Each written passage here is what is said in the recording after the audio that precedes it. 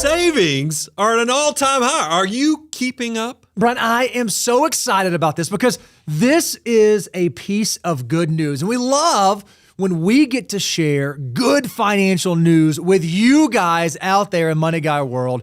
And there was some exciting stuff that came out of a recent study by Vanguard. Yeah, this is Vanguard recently released their 2025 How America Saves study. And look, we pick on the typical American, and we're still going to pick on the typical American because they are not, there's a far cry. By the way, more content to come on this. The difference between the typical American versus you financial mutants. But still, we should take a moment to celebrate when something is obviously jilted or changed the way people are building things. And by the way, we think we know what it is. So if you stick into the end, we're actually going to show what has actually changed systemically that's allowing more people to start saving and investing. And specifically, when we're talking about savings, I want to hone in on 401k, retirement plan savings, because when we think about how this study laid out the data, there were sort of two different segments that we ought to look at. We want to look at some wins from the employee side, but also some wins from the employer side. So let's start with wins from the employee side. I thought this was incredible, Brian. Again, according to this Vanguard study, 82% of eligible employees were enrolled in their employer-sponsored retirement plans. That means that 8 out of 10 folks are actually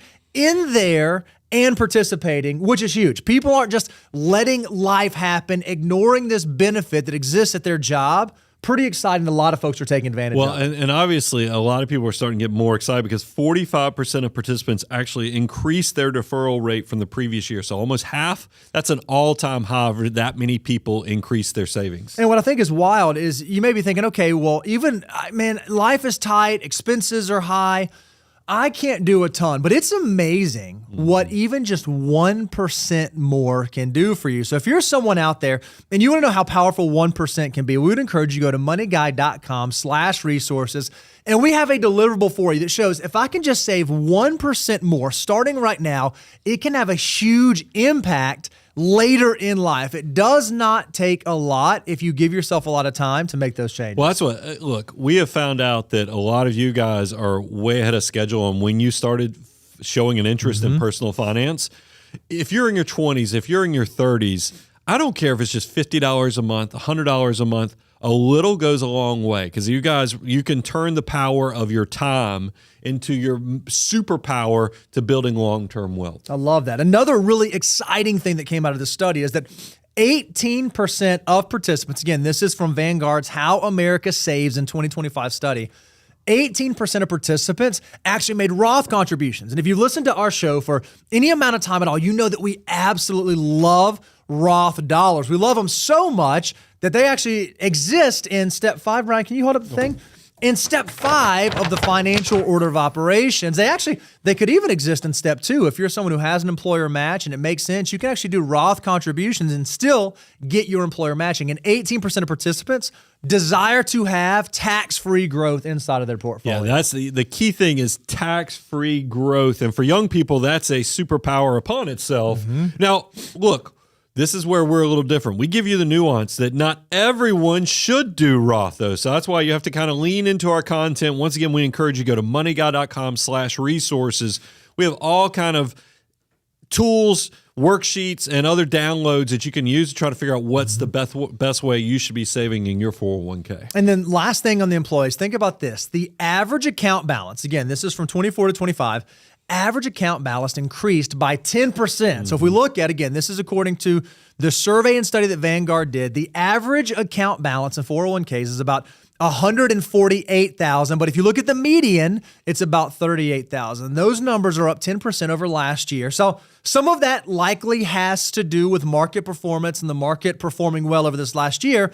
But there are some other things that might also be playing into that. Well, and this is what we're going to talk about employer wins. And I think this is where we're actually going to see what has been the line in the sand that has changed the behavior of the typical American worker.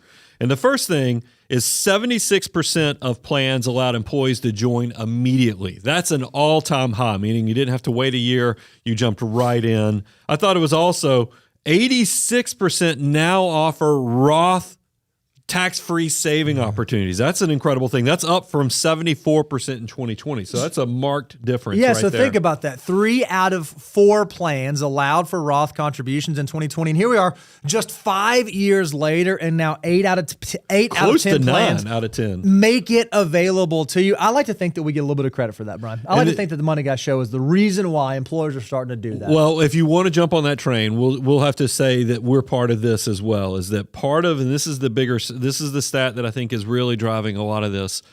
Government has encouraged employers and said, hey, look, we're going to give you through these QACA type arrangements and other things. If you increase automatic enrollment in your 401k plans, we will give you some additional benefits on testing and so forth. And once you know it, now 61% of employer plans offered auto enrollment. So you have to physically opt out of these things to not be part of it. And I think that the American workers are actually better for it, because people are, instead of opting out, they're actually just kind of going for the ride, and you're starting to see some fruit from people just rolling into these plans and start saving for the future. 401ks and employer-sponsored plans can be a huge benefit inside of your financial tool belt. So if you're someone who hasn't recently increased your savings, or maybe as we go into the new year, as we think about closing out this year and starting next year, you ought to be asking yourself the question, man, can I increase my contribution? Can I save 1% more? Can I save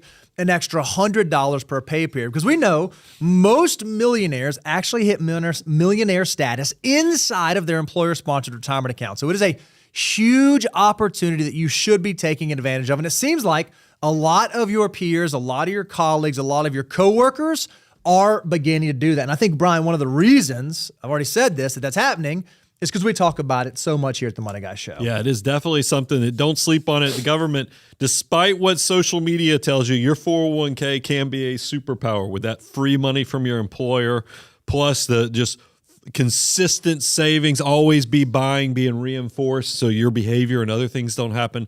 This is why we love the message here. This is probably a great time to open up the show to some of the Q&A. But Rebe, you've done a bad job here, because you've entertained me and Bo with your shirt today. Oh, but then I you almost have forgot. a laptop. You have a laptop that covers everything, so nobody is going to be in on the joke but me and Bo. If you were here last week, you may remember that Brian lovingly accused me of making a Kramer-like entrance to one of our meetings. He called you Kramer. Here, can we see this video? Oh, look at that. That's glorious. Fantastic. The Kramer of the Money Guy Show. I am officially the Kramer of the Money Guy Show, and just decided to keep it going for one more week. So is that an Etsy, or is that an eBay? Is that an Amazon? What type of purchase? What type of the economy did we stimulate with our humor? Very low price.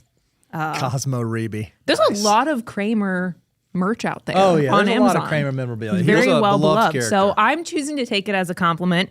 If you missed, for our listeners, I'm wearing a Kramer entrance T-shirt that you can find on Amazon, not sponsored. But I got a lot of personal texts about your. I didn't realize that I came off Kramer, so Brian. unhinged on that show last week. It was fun. It was a blast. Honestly, if you didn't listen to last week's Q&A, it's a good one. It's fun. Oh, you were unhinged. Honestly, it was fantastic. Mm-hmm. It was wonderful. Well, but and I did love, because we do read the comments, so make sure you're commenting on the shows and the live streams and everything else, is that I did love that somebody, because your reaction was awesome, but I think you didn't know how to handle what I said. But I did like that the audience, like, you took me by surprise. The audience was like, Kramer's beloved. So I think Brian meant it from the most best, warmest possible place. But it really was. If you guys, just taking you back in time, when when Bo and I showed up wearing the exact same outfit, and then we're having a conversation in the content meeting, and then Rebe walks in the room.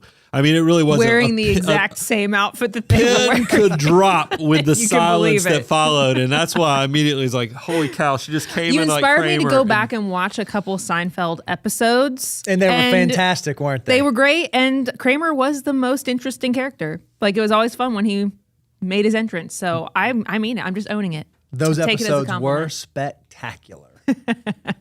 Okay, all that to say, we do have some questions queued up. So we're going to kick it off with Aaron G's question. It says, if I'm dollar cost averaging into the index on a weekly basis, but have the cash to max my Roth sitting outside my emergency fund right now, how much of a downturn should happen for me to abandon dollar cost averaging and just max it out today? This is Aaron, this is an interesting question because a lot of financial mutants like to get super cute and I would say like major in the minors, right? So you're on this plan, you're on this strategy where you are dollar cost averaging into your Roth IRA on a weekly basis. And we love dollar cost averaging and we love putting money in Roth.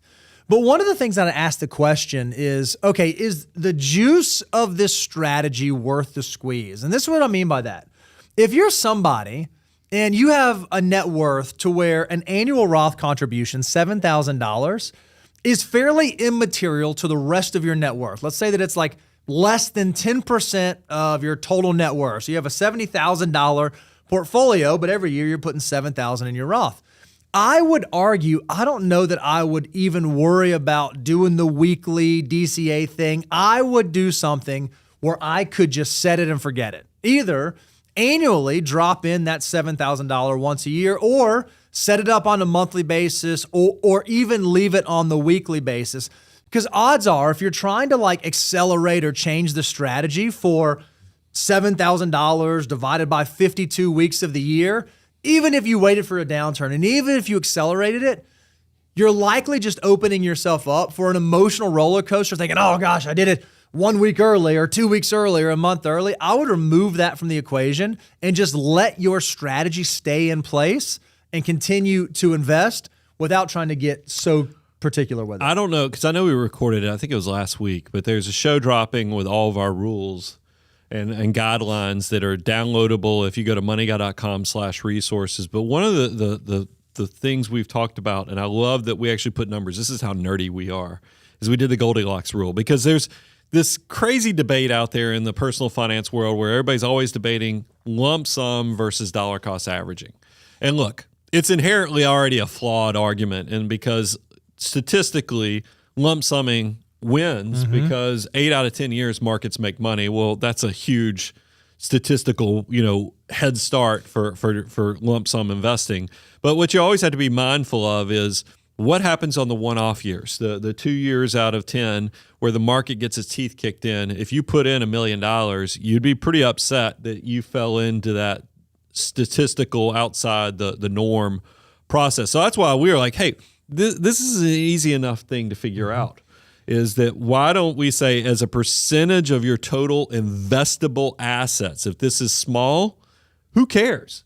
Just put it in all at once or dollar cost, but typically all in at once is perfectly fine. But if this is life-changing money, meaning that it's greater than 20% of your investable net worth, you probably ought to spread that out, because if you got caught holding the bag because the market got beat up, you'd be pretty upset if your $1 million investment all of a sudden turned into $600,000 in a matter of weeks, because it can happen that fast.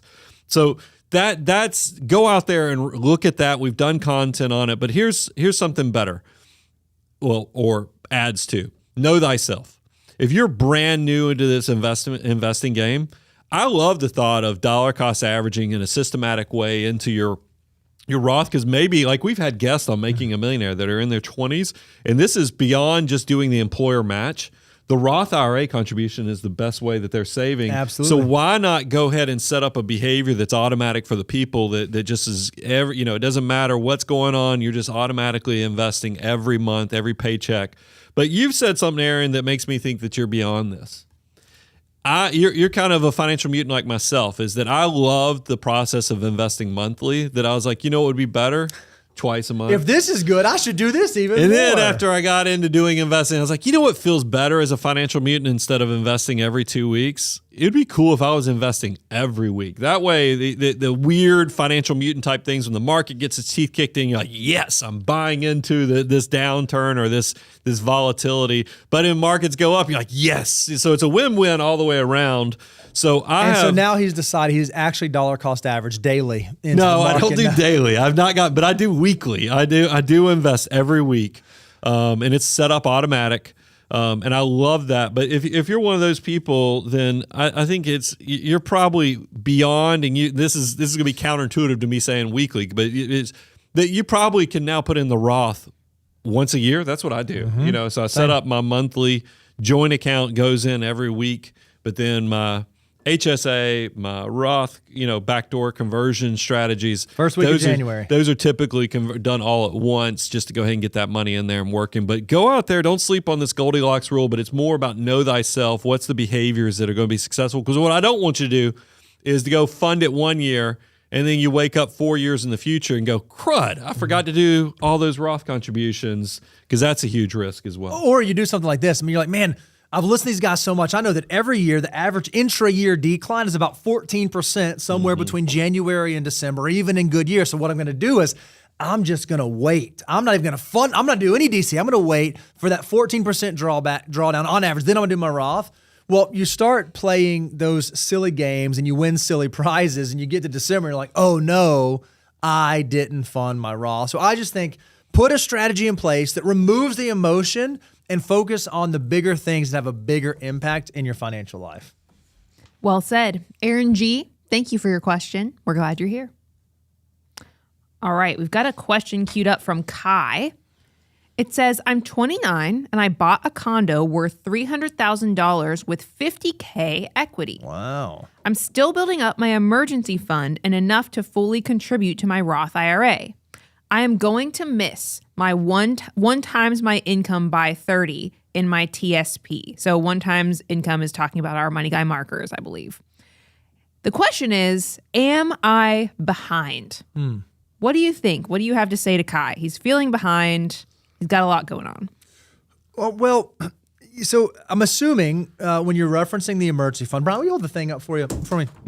We have this great little program that you can work through, this system called the Financial Order of Operations. It kind of tells you exactly what you should do with your next dollar. And so when I hear that Kai is in step 4, I'm thinking, okay, well, there's probably no investment assets yet, right? If we're still building up our emergency fund, we probably haven't started doing a 401k more than the employer match. We haven't started doing a Roth IRA. We haven't started doing any of that kind of stuff. So what Kai has done is kind of jumped right into the home ownership side of the equation, put $50,000 down on a $300,000 condo, which is a really healthy down payment. And it sounds like that was the first step that Kai took in his financial journey. So the question is, am I behind is a little bit difficult to answer, because am I behind is a derivative of, okay, what are my goals and what goals am I trying to work towards?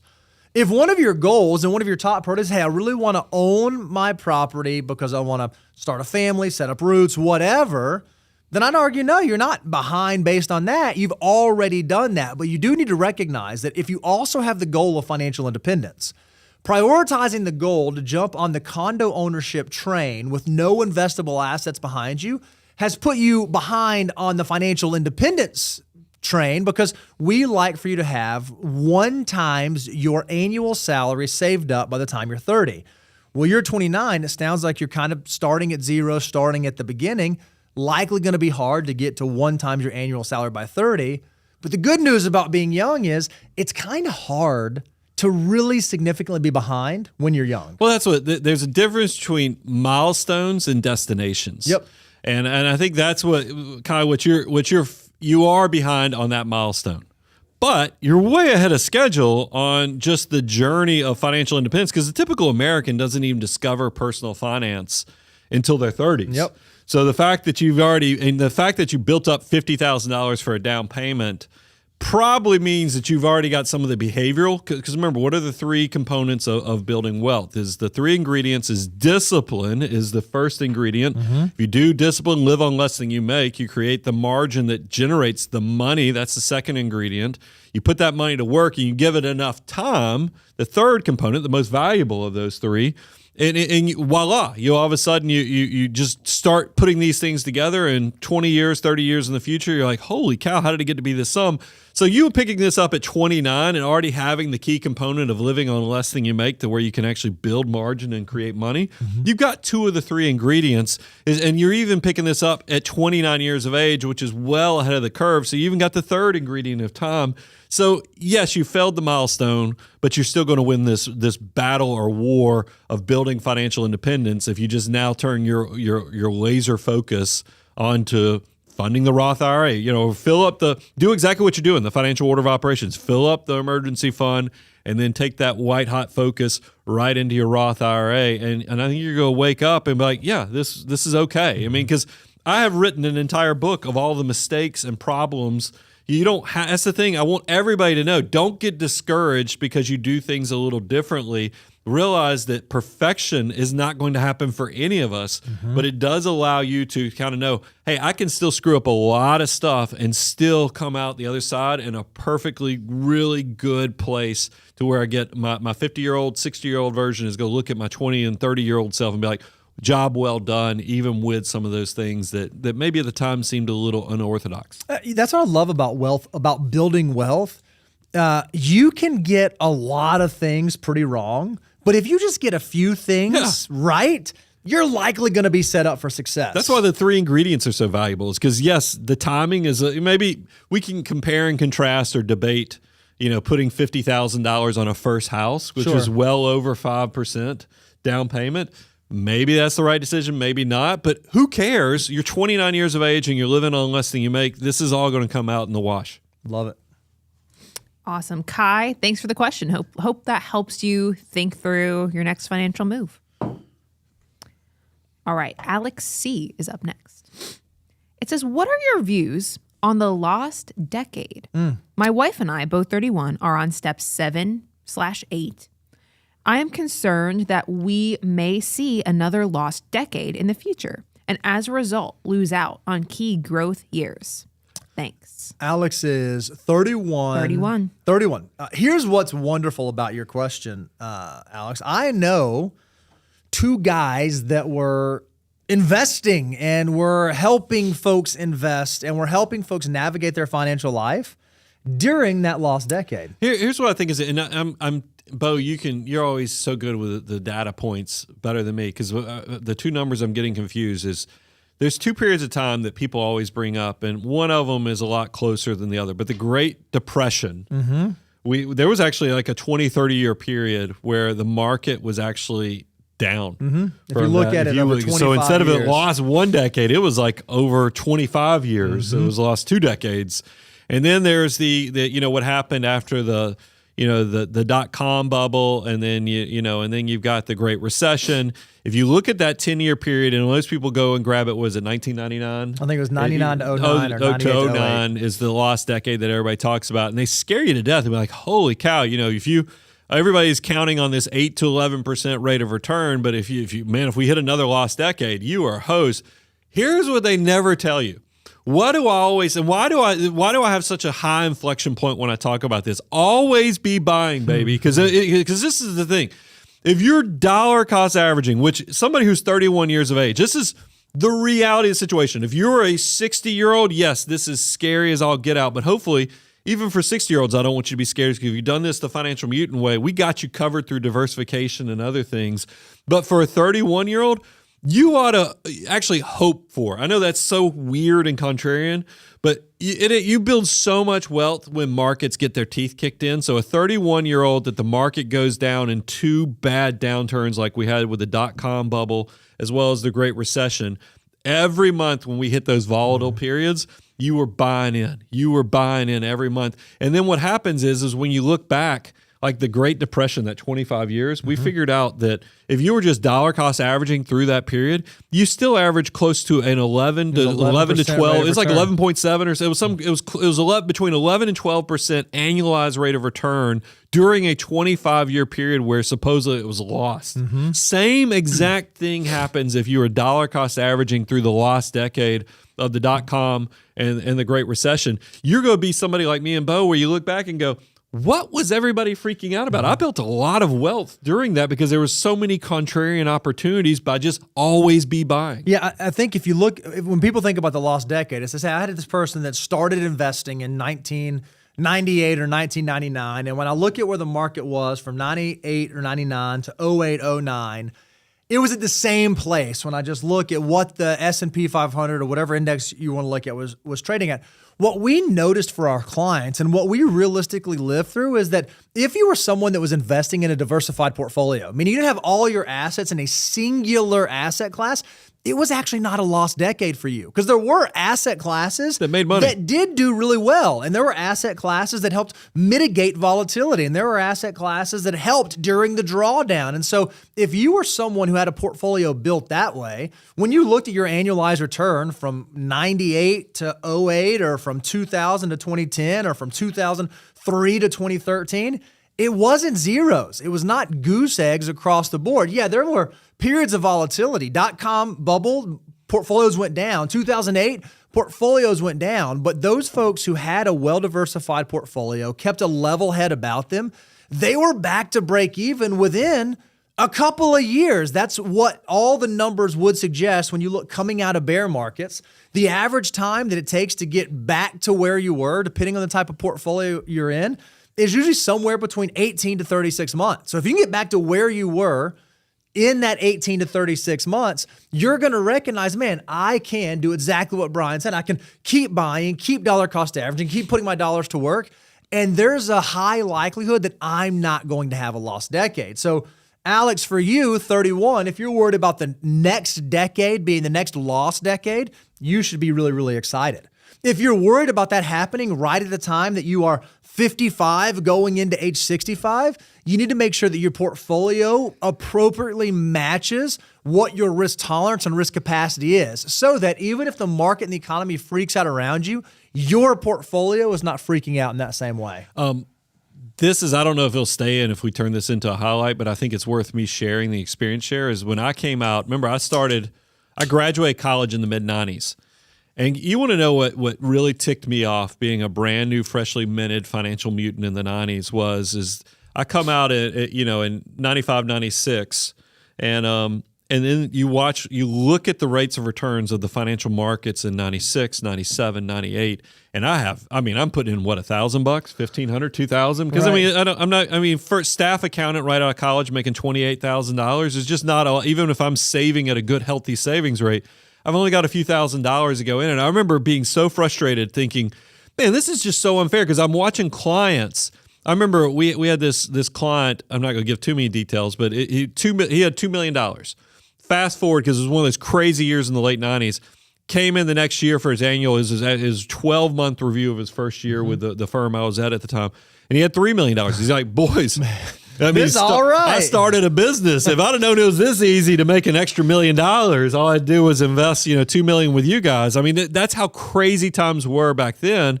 And I remember thinking, man, yeah, but my $2,000 only turned into $3,000, because all the technology funds were crushing it back then. That's why I tell you. So no matter where you are, and we all get this chip on our shoulder, is that, man, it was only good for the people behind me, or the people ahead of me, I should say. They got all these opportunities. No, it's going to be okay. There's going to be the law of accelerating returns, this ever-expanding economy we live in. There's going to be opportunities that come your way to take advantage of as well. So just make sure that you're checking your head, checking your motivation, and then do the behaviors that actually set you up for success. And I think you'll be just like me in 20, 30 years in the future.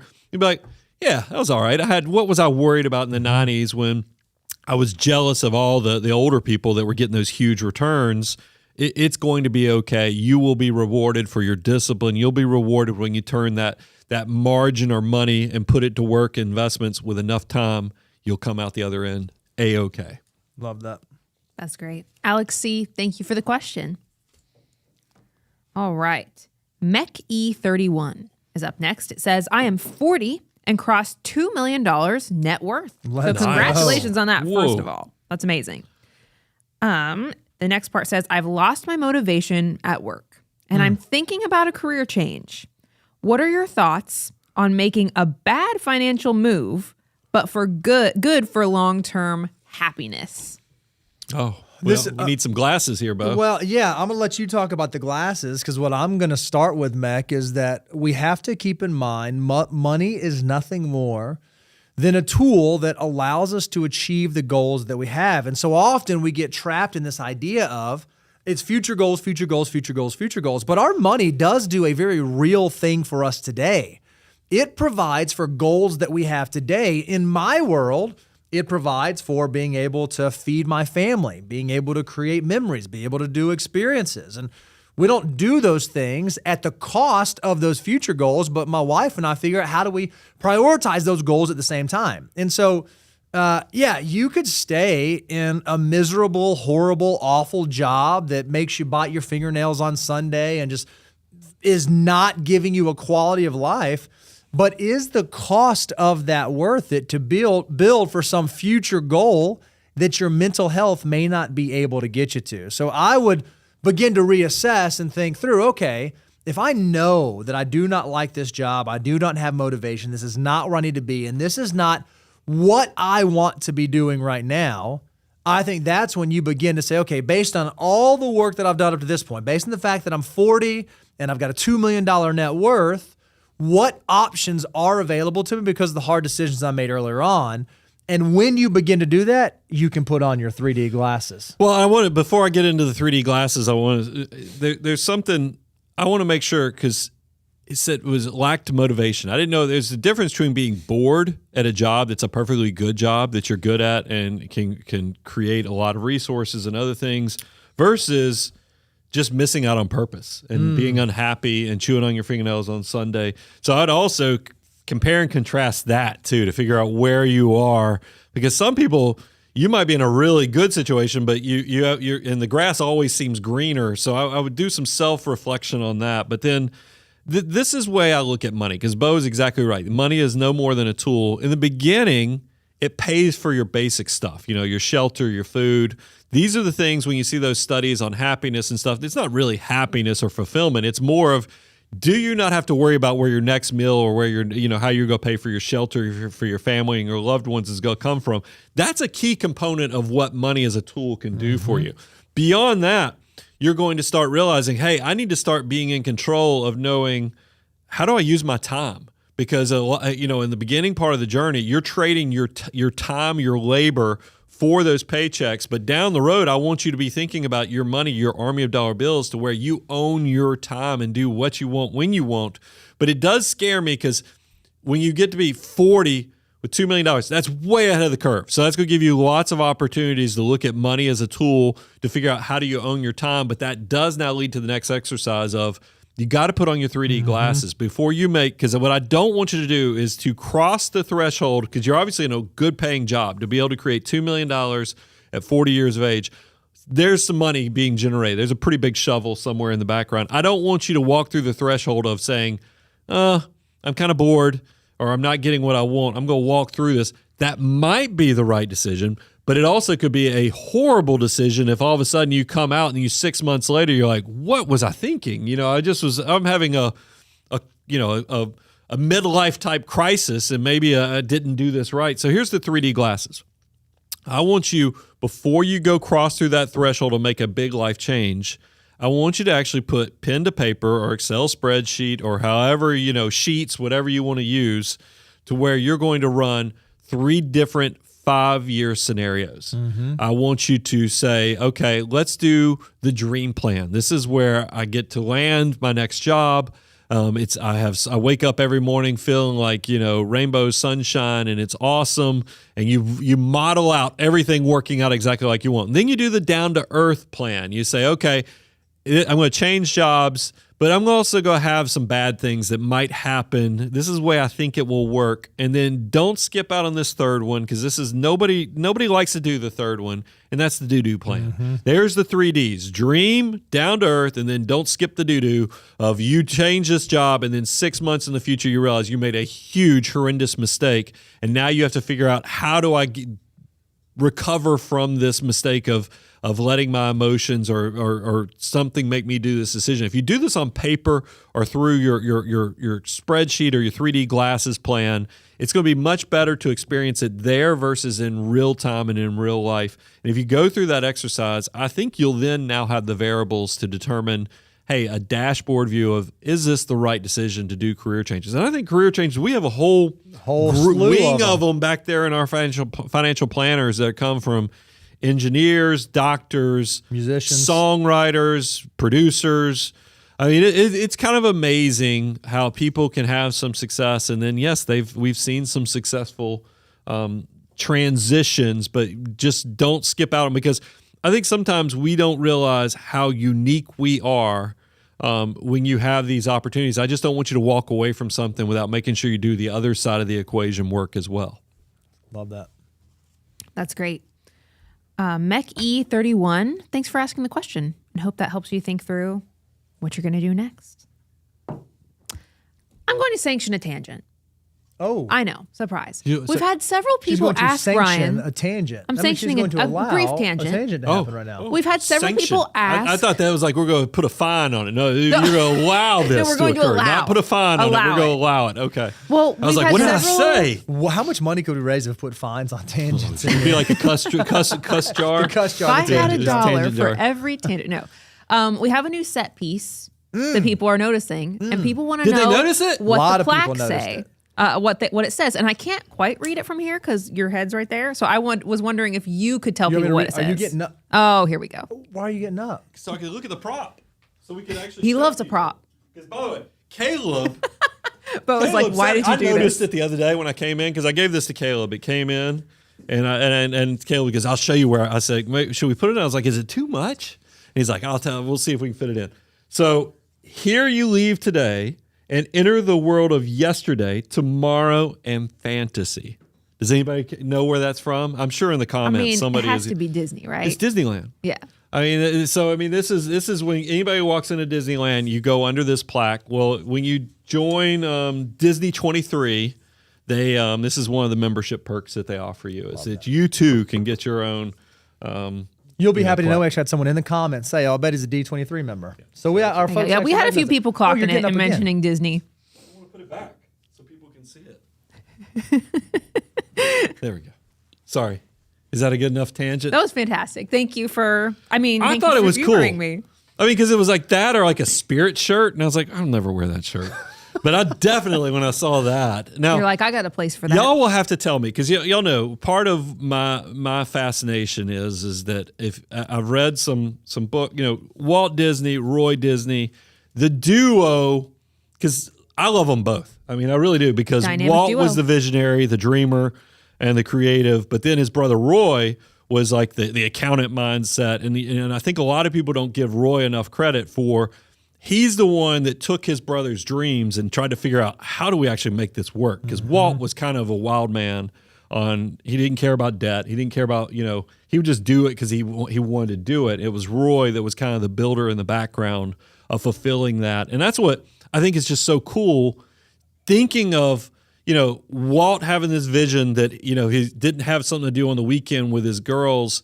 And then this kind of created this whole new thing with amusement parks. And I mean, because I go to Universal, it's just world changing in a lot of cool ways. And I sentimentally, it brings a lot of really nostalgic ideas and positive things. Love that. Love it. Well, thank you for answering the question about the plaque. Now everyone knows what it says. All right, we've got some more questions from. Every time before we start the show, we go rub it. Like when you go to the It's tunnel magic. It wouldn't do it, but it's not real metal. Has a Like little the real Disney one is magic on metal. it. That one is more of a. I think it is. I don't think you can rub or touch. Should you get the up steel. again and just see what kind of material? No, it is? it's made out of a resin. All right, let's move on to the next personal finance question. It says, it's from MBFM. It says, if I'm investing 25% plus just with my pre-tax employer match, should I be concerned that I am not funding the other two buckets that we talk about in the 3-bucket strategy? He's 32 in the messy middle. And he says, I don't have the extra margin to invest more right now. And admittedly, 25% plus is a good number. But what do you think? This is a unique situation. Yeah, to be 32 years old, investing 25 plus, when you factor in the employer match, is awesome. And so what I'm going to assume, it didn't mention if you're married or single. One of the things I'd love to know, MBFM, is what is your annual income? I'm going to assume that because you are including your employer match, that means that if you are married, the household income is below $200,000, or if you're a single individual, your household income is below $100,000. That means that you can include the employer match when you're counting towards your 25%. Well, if that's the case, the next question I'm going to ask you is, okay, well, what state do you live in? Because I want to know your tax rate. Because one of the things that might be worth investigating is if I'm putting money into my employer-sponsored account and I'm maxing that out, is there a chance that I happen to be in a lower tax rate environment? Maybe I live in a state that has no state income tax or a low state income tax. Should I potentially be doing Roth contributions into my 401k? Because even if you do Roth contributions into your 401k, you still get your employer match, and your employer match still goes into the pre-tax bucket of your 401k. So if that were the case, and then if it did make sense for you to do Roth contributions, in just doing that, just doing the 25% in your 401k, you'd actually be building up two of the three buckets. You'd be building your tax-free bucket in Roth. You'd be building your pre-tax bucket with the employer contribution. And at 32, I think that that's okay because you're far enough away from needing these dollars that I think just doing that is likely going to suffice. This is why I get so proud. And I know pride, you have to be careful with it, but I am very proud of the financial order of operations is because we built this into the system. Look, we recognize for some people, especially if you're married, 110K. Yeah, that's what, because that income is about right. Because I know anybody who's in the low six figures or right under six figures, you're going to be able to graduate from step 6, which is max out retirement assets, to step 7. Just because you're hugely disciplined, but you're maxing out things without even loading them up all the way. Because we've actually had people raise their hand who made $80,000 and they didn't even get to hit the full salary deferral limit. And we still said, no, you graduate to step 7 because you're doing 25% of your gross income. And the reason why I think this is so powerful, and this ties into what Bo just gave the advice on, when you're early, once we get you, just so you can kind of know what's the engine that's driving the financial order of operations. Also, no state income tax. There's steps 1 and 4 is to keep your life out of the ditch. Obviously emergency reserve. Step 2 is just you're crazy if you're missing out on 50 to 100% guaranteed rates of return with free employer money. Obviously, credit card debt and other things. You never go get ahead if you're paying 20% to a bank while you're expecting to only make 8 to 12% from the investments that you have. So, but when you get to steps 5 and 6. These are all about tax-efficient saving and investing. We ought to take advantage. If the government's going to restrict who can save what, how much you can put in where, you should probably take advantage of these things. But there is a problem with this that we've built into the system, is that I want you saving 25% because we've done the math. We know that this is where the intersection point, if you go to moneyguy.com/resources, how much you should save, whatever that thing is called. That's actually the name of it. Actually, That's the first time you've said it exactly I've said it the right way. And, so how much should you save? This is going to show you, but you get to step 7, there does come a point, and this is why, and I'm not trying to sell books, but man, oh man, this is why I wrote the book. Best chapter or most improved is the step 7 chapter because it covers exactly this point, is that you're going to get to a point where you say, you know what, money is only a tool. I've done everything in the most tax efficient way, and I do agree with Bo. You should go make sure the Roth is, maybe you should be doing the Roth instead of the pre-tax. 110 married state with no income tax. It's just on what's the value of what that tax-free could become potentially. But there will come a point that you need to, this is what step 7 is trying to do for you, is how am I going to use this money? Because now we talk about the 3 buckets and we say, if you're part of the FIRE movement and you think you're going to leave the workforce at 50, 55 years of age, you're going to need some, even if you're giving up something from pre-tax or tax deductions now, you're probably going to need some after-tax bridge account money so that you can actually leave the workforce when you want to. There's also going to come a point where you're going to say, hey, through step 7 and step 8, I have kids. I want to start saving in a 529. It seems cruel if I'm just saving everything into my own retirement and I'm saving well beyond, I'm at 25%. When do I get to do the kids? All these things come into play. And then I also want to fast forward to when you're 42 years old. You don't want to be taking out a bunch of car debt anymore when you go buy a new car. And I've had, what's so frustrating is I've had prospects that then became clients that they're trying to go buy a car and they have 7 figures in retirement assets, but they don't have enough cash to go buy a car with cash. that's a failure of your structure. And this is why we've created the financial order of operations with hyperaccumulation step 7, where you're thinking about the 3 buckets: the pre-tax, the after-tax, the tax-free buckets. So you can think about how you're actually going to use money as a tool to accomplish, empower your life, not just be stuck in where you're just loading up retirement assets and not actually knowing where you're going to go next.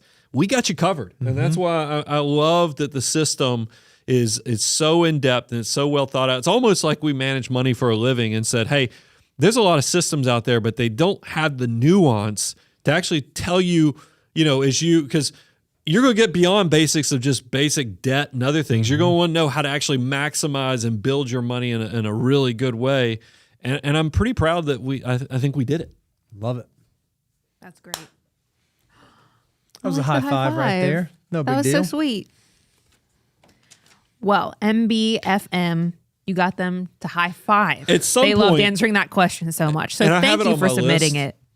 Bo and I have this list of we try to keep it around 100 things that I can talk on my walking. On Tangent Time. Oh, yeah, Tangent Time. One Follow of the us on tangent Instagram, times Facebook, that I'm going to TikTok. do, and I just, because it might be, because I'm trying to keep them around 2 minutes, but this one probably might be 3 to 4 minutes, and we'll just let the edit crew do their thing. Or maybe 2 Tangent Times. Is the stories of the foo, because it is, of how it came to be, because I know, I kind of have, and I also know the step that I think you had the genius idea on, that it kind of, it's a pretty cool story, I think, eventually. I love it. Good teaser.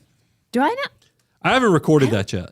I might know that story. I don't know if I do. Can't I'm wait. You excited. will. When I tell you, when I I know remind you, most of them, because but every now and then. I just remember how, because it really does have a PEMDAS type thing. It has, I don't want to give too much because it will be a fun little behind the scenes thing Look to at share. you cliffhanging. I love that. I don't mean like to. If I'm you- dying to tell the story. If you are out there and you're like, You're doing what a are we great talking job about holding Tangent back. Time? It's a brand new thing that we've started doing on our socials. So if you don't follow us on Instagram, if you don't follow us on TikTok, if you don't follow us on X, make sure you are following us there, because our social media team is getting this Tangent Time with Brian out there for you to enjoy. So you get to just hang out and go on a walk with Brian, and it's an awesome thing. So if you're not following or subscribed to those channels, make sure you do that now. And Find us at Money Guy Show. if you're not subscribed to this channel, make sure you subscribe to this channel right now so that you know every time we put out brand new content. I recorded one last week. I haven't uploaded it yet because I haven't figured out, is this even worthy?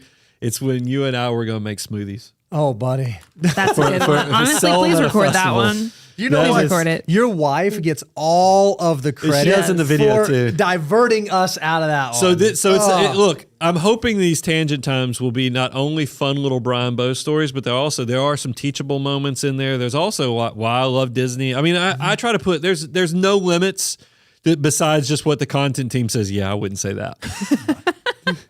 There's a That's couple the checks only and that's balances, the only but boundary we have. If you ever I don't know, wonder, we pretty what would much it be let you like, say it. It's what would it be fun. like to hang out with Brian? Go check out Tangent Yeah. Time, because that's what it is. It's I just like hanging it. out with a big guy. All right. We've got another question queued up from C. Hughes. It says, I'm 24, I make $80K, and I have Wow. $87K invested, which honestly, Wow. that's incredible. He says, our baby spent some time in the NICU. He's healthy now, which so glad to hear that. Amen. But we're stuck with $21K in bills and $1,300 per month in insurance. How do we get back on track?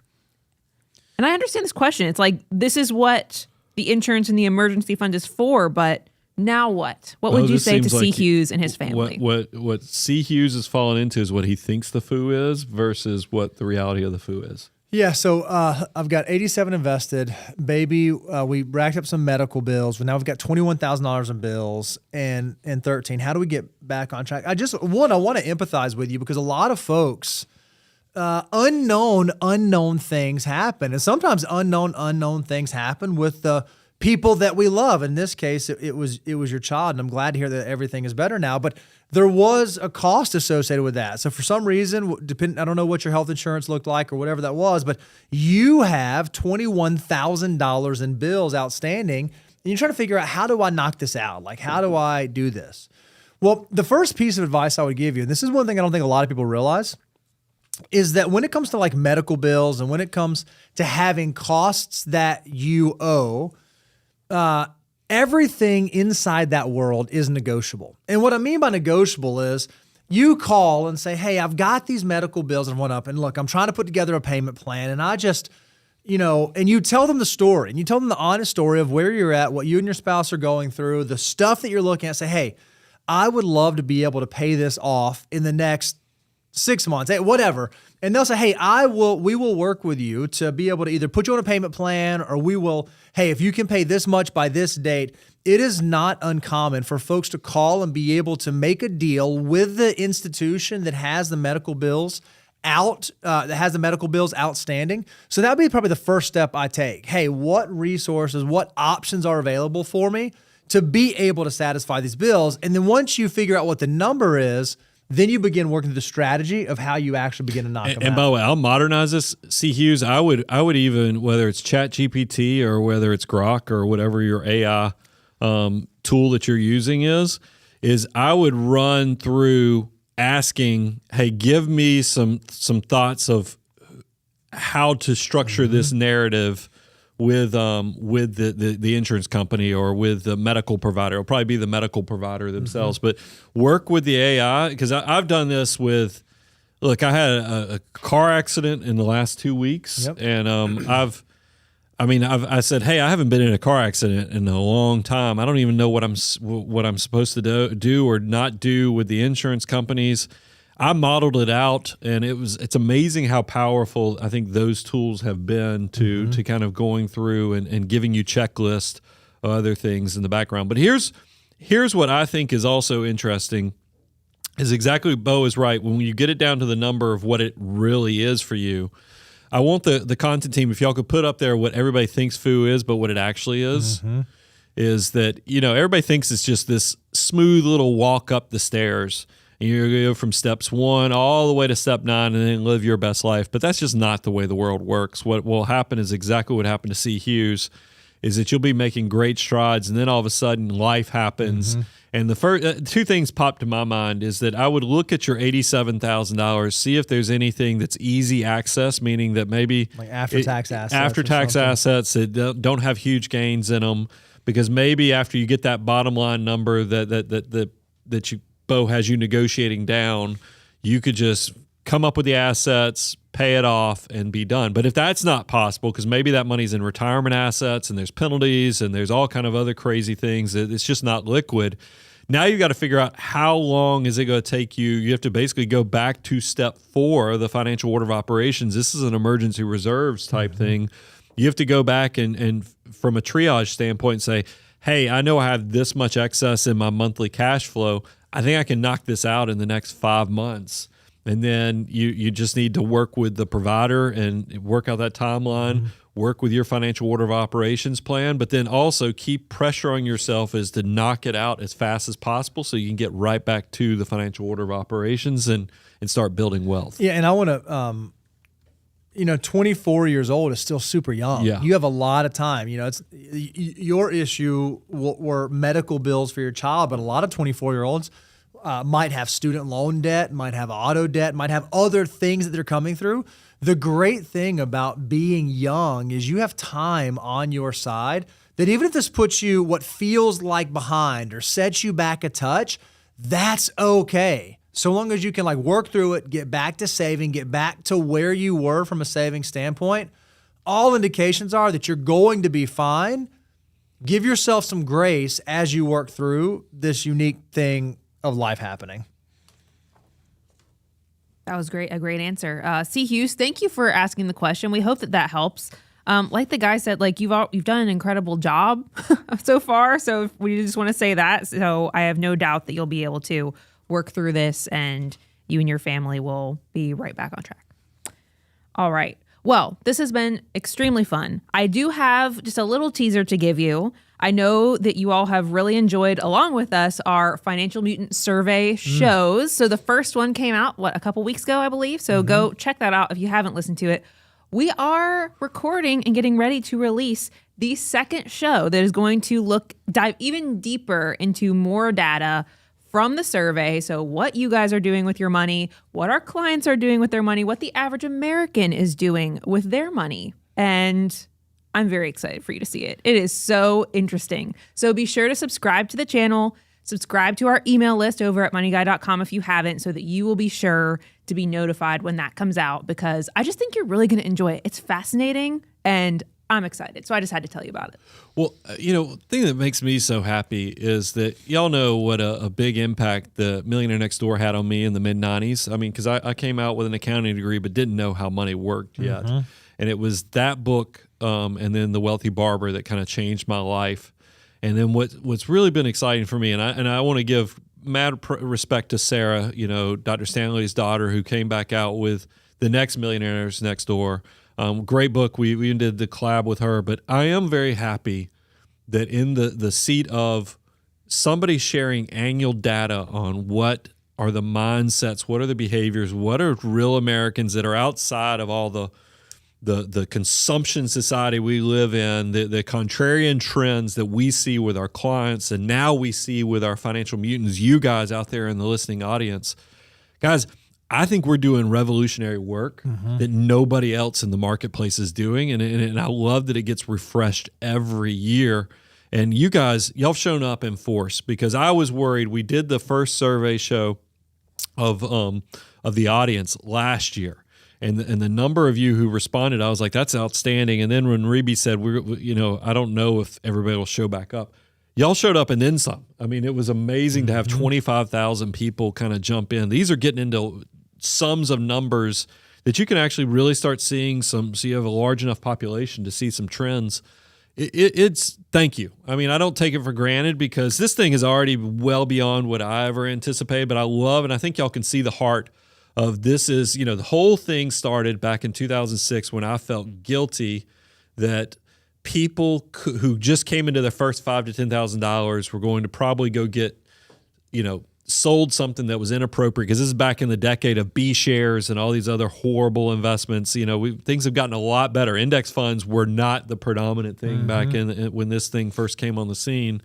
And I love that heart of an educator mentality has just grown and grown. And then it's turned into, look, I'm unashamed to say now, I didn't know it. It wasn't set up on purpose. It's turned out to be the greatest business idea in history. Now, that's why I'm Mr. Magoo of being a marketing genius, is because it just happened, I think, because of the purity of the message and what we were trying to do, is that people who were using our systems and our processes all of a sudden started creating success in their financial life. And they're like, hey, I'll never forget that first call in 2008. I'm not going to embarrass her because she's still a client of the firm. Yep. But she calls and goes, hey, I have a layover in Atlanta airport.